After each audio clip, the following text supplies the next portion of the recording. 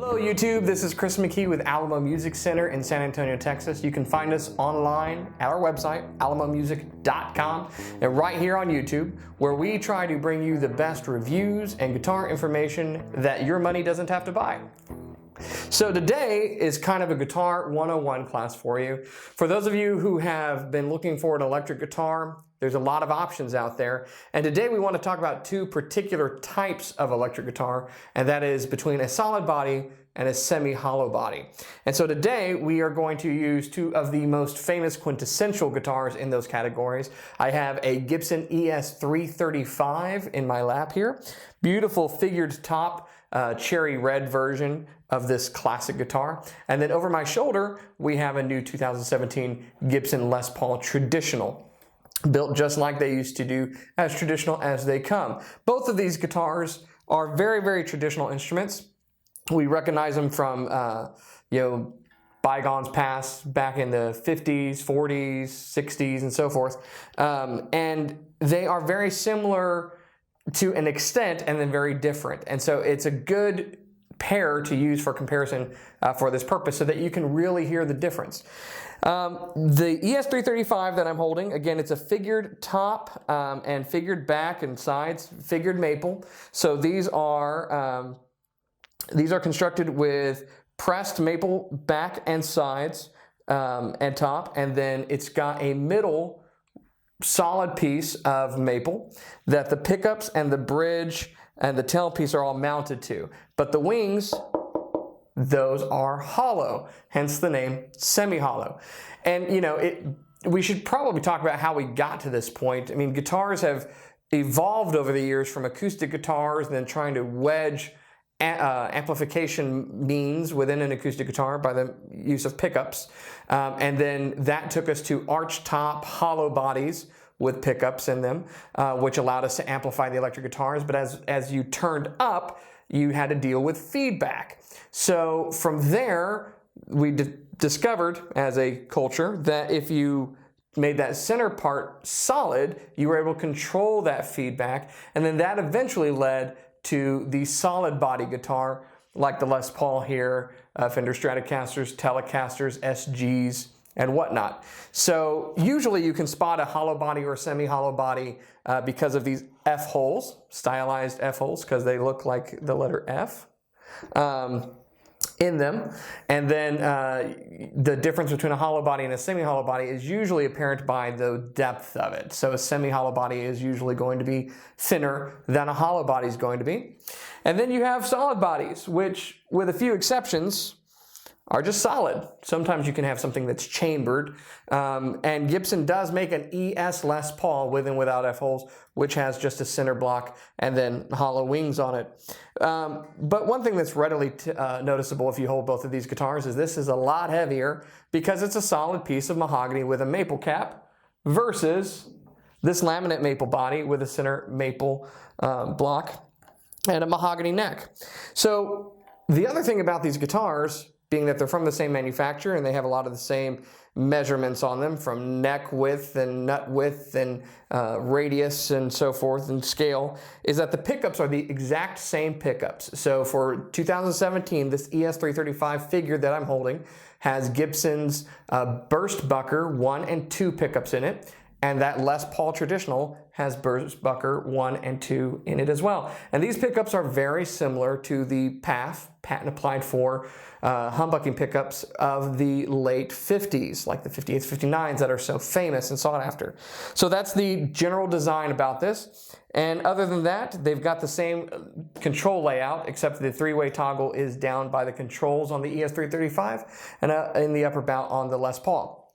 So we're going to play these for you because the whole point of this is I want you to hear the difference between a semi-hollow body and a solid body. Since these have the same pickups, okay, for all of you out there on the internet that say it doesn't matter about the design of the guitar or the woods of the guitar, it's just the pickup, it's not. Okay, everything adds or takes away something on this guitar because what the pickups are picking up is the vibration of the strings.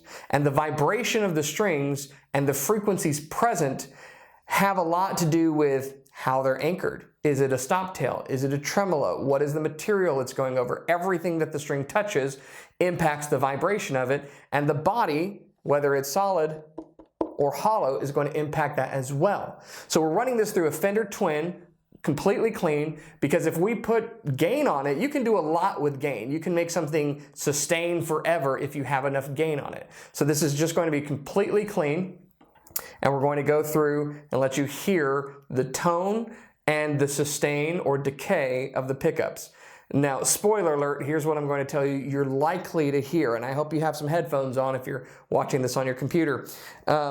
What you're likely to hear is that this has a bit of a more acoustic quality to it, a bit of a bloom to the notes and a quicker decay and a bit more warmth to it. The solid body is going to have longer sustain, okay, because that body is allowing those strings to vibrate and it's not pulling anything away from that vibration from any hollow chambers like this has. So it's going to sustain longer, and there's a bit more treble bite on the solid body versus the semi-hollow. And so depending upon the kind of music you play, this is a rock blues machine. If you think it has F-holes and it's therefore great for jazz, it's great for jazz, but it can also play in the realm of rock and blues all day long. I mean, Dave Grohl rocks out a customized ES335 with the Foo Fighters, so trust me, you can rock all day long on this thing.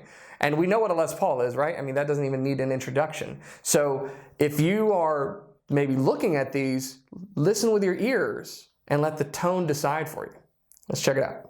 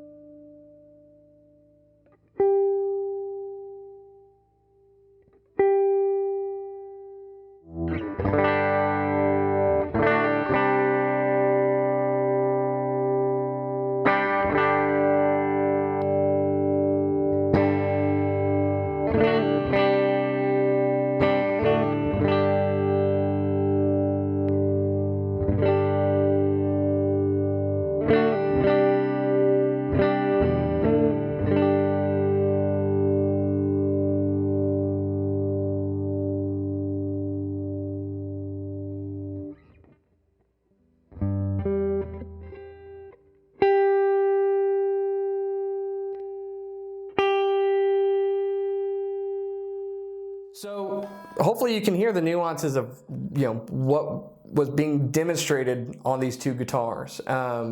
So the decay is much more rapid on the semi-hollow, which is similar to what you'll hear on an acoustic guitar. Really high-end acoustic guitar may be very resonant, but it's going to have quicker decay than an electric guitar is going to. So in comparison to these, the ES335 has a quicker decay than the Les Paul. And depending upon what you're playing, what you want, that may be a very, very good thing. Now, if you're playing a solo clean where you want a lot of sustain, then you can take that into consideration. Also, if you're adding gain and whatnot, like we talked before, that's going to change the nuance of this a lot. But this has a decidedly warmer tone. And for certain, I don't know, things that you might like to play, particularly from a bluesy, warm standpoint, I tend to prefer an ES335. You can also, a lot of people don't talk about this. This has nothing to do with the tone. But the neck joins the body on the Les Paul right here at the 16th fret. Okay, up here on the ES335, it's at the 20th or 19th fret, and so the neck positioning is a little bit different, and you can actually get up here a little higher, a little more comfortably. So very cool guitars. They both fill a particular desire from a tone standpoint, from a playability standpoint, and they're fantastic. I mean, they're quintessential famous guitars. You really can't go wrong with them. But if you don't have an opportunity to play these side by side, you might be jonesing for the wrong one, so to speak. So I hope this helped. If you have any questions, please comment below. As always, we want to thank you for watching, and don't forget to subscribe.